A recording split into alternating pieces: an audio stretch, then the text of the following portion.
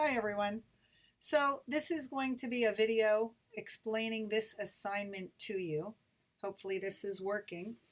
And you're going to click on the appendix. You can print this out. I think that's probably the easiest way to do this. After you find yourself a child care playground. You can't use a park.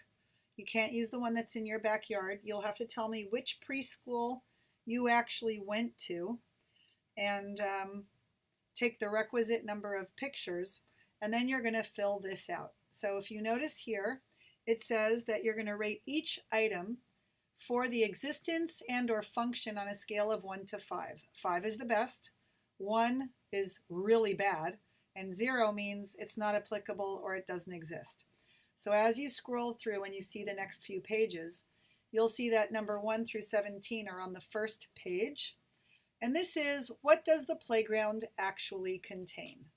So for example, is there a hard surfaced area with space for games and a network of paths for wheeled toys? So if it's got a clearly marked bicycle path and it seems safe and wonderful, you would give it a 5.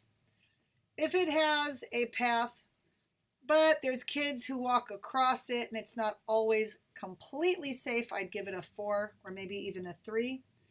And if there is a hard surfaced area with space for some games and there are really no paths, then you would give it probably a 1 or possibly even a 0. And then you scroll down and you see all of these, and then it actually ends at number 18, and then you keep going on, goes up to number 20 here. So the most points it could get is 20 times 5, which is 100 points. And here on this line right here, you would put the subtotal out of 100 points. Then we go to section 2, is the playground in good repair and relatively safe? Great, it's an important thing to do. And so we scroll down and we see all of the requirements. You'll notice here in number 9, it asks that there are no openings that can entrap a child's head. See the CPSC/ASTM for measurements and tests.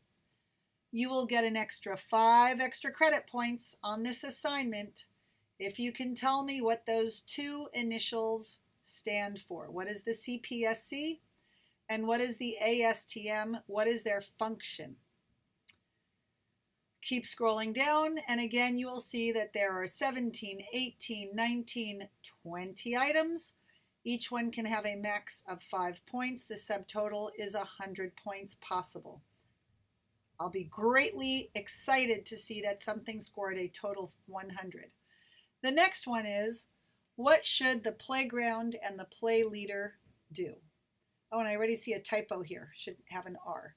So what you want to do is you want to see what the people in those areas and what the playground itself actually does for interactions. And so is it inviting, easy access? What about the flow, or all the kids congregated in one corner?